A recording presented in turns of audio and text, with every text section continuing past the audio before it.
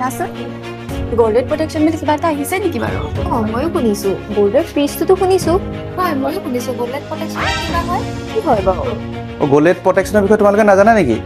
মই তোমালোকক জনাই আছোঁ গোল্ড ৰেট প্ৰটেকশ্যন কি হয়।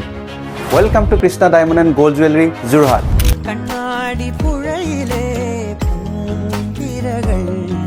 হয়, আপোনালোকে ঠিকেই শুনিছে। গোল্ড ৰেট প্ৰটেকশ্যনৰ আমাৰ এতিয়া অফাৰ চলি আছে। জাষ্ট আপুনি 25% আপুনি পে' কৰক। যিমান এমাউণ্টৰ আপুনি ল'ব বিচাৰে গ'ল্ড, সেই এমাউণ্টটো আপোনাৰ গ'ল্ড ৰেটটো ফিক্স হৈ যাব। আপুনি লাগিলে 10,000ৰে হওক বা 10 লাখৰে হওক, আপুনি যিমান এমাউণ্টৰ হয় তাত 25% জাষ্ট আপুনি পে' কৰক আৰু গ'ল্ড ৰেট ফ্ৰিজ কৰক। হয়, আপুনি 25% দি ডাবল গ'ল্ড ৰেট প্ৰটেকশ্যন কৰিব পাৰিব। এতিয়া আমাৰ সেইটো অফাৰ চলি আছে। আপোনালোকে ভাবিছে ডাবল গ'ল্ড ৰেট প্ৰটেকশ্যন কি হয়? হয়, ডাবল ৰেট প্ৰটেকশ্যন হৈছে আমাৰ এটা নতুন অফাৰ, যিটো অফাৰত নেকি আপুনি যিদিনা বুক কৰিব সেইদিনাটো ফিক্স হৈ যাব আৰু যিদিনা আপুনি পাৰ্চেছ কৰিবলৈ আহিম বুলি ভাবিছে সেইদিনা যদি কেনেবাকৈ কমি যায় প্ৰাইচটো, সেই ৰেটটোতে আপুনি ল'ব পাৰিব। আৰু যদি বাঢ়ি যায় সেই আপুনি যিটো ৰেটত আপুনি 25% দি বুক কৰিছিলে সেইটোতে আপুনি ল'ব পাৰিব।